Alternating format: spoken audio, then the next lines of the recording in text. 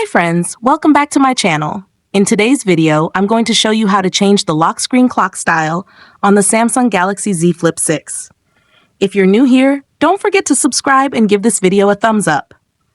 Now let's dive in. Step 1.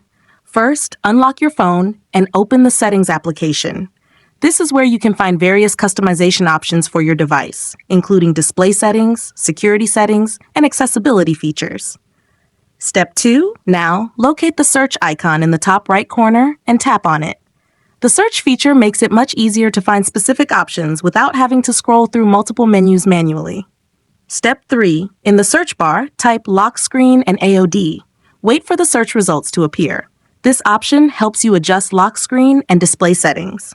Step 4. After performing the search, find lock screen and AOD and tap on it. Then select the Edit Lock Screen option. Step 5. For the last and most important step, locate the clock style and tap it. Choose your preferred clock design from the available options. Once you've made your selection, tap Done to apply the changes. Your lock screen clock style will be updated instantly. If you found this tutorial helpful, don't forget to give it a thumbs up and subscribe to my channel for more great tips.